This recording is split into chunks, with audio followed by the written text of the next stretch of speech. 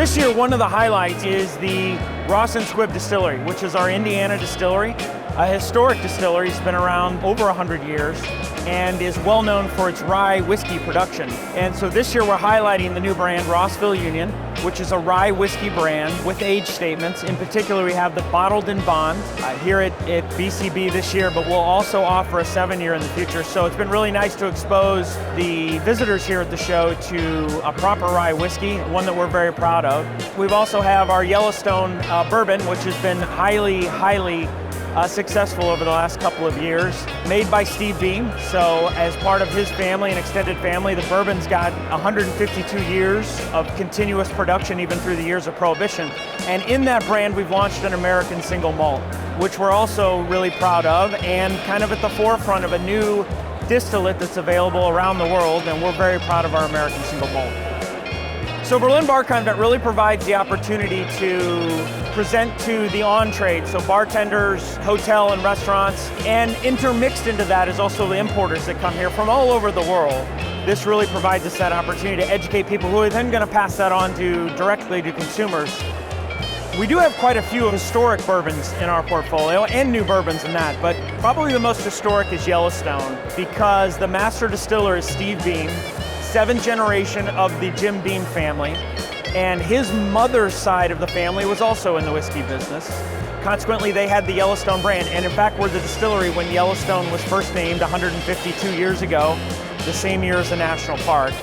The brand itself has been continuously produced since that time. It had been granted a medicinal license, so actually during Prohibition, you could get your medical dose of Yellowstone. So we're really proud to continue that on and work with Steve as it's now back in his family hands and making that brand the success that it is. The other historic brand we have is Rebel. Rebel's part of the Stitzel-Weller distillery, the original Stitzel-Weller distillery, which is well known for making Pappy Van Winkle, Old Fitzgerald, and Rebel's part of that portfolio. So that dates back to 1849. And probably the last and most interesting, while not historical necessarily in terms of the bourbon having been around for hundreds of years, but its namesake is our Remus bourbon. George Remus is the inspiration for The Great Gatsby and one of the largest bootleggers during Prohibition. We are proud to produce Remus bourbon on the site of where George Remus once owned a distillery in Indiana. And that namesake continues with the Remus bourbon, Repeal bourbon, and most importantly, our 15-year-old Gatsby edition, which is a limited edition, one-time offering every year that carries the name Gatsby in honor of George Remus. 2024, definitely we are bringing out some new rye whiskeys from the Rossville Union. As I alluded to a little bit earlier, we have some age statement ryes coming out, which will be new to the market.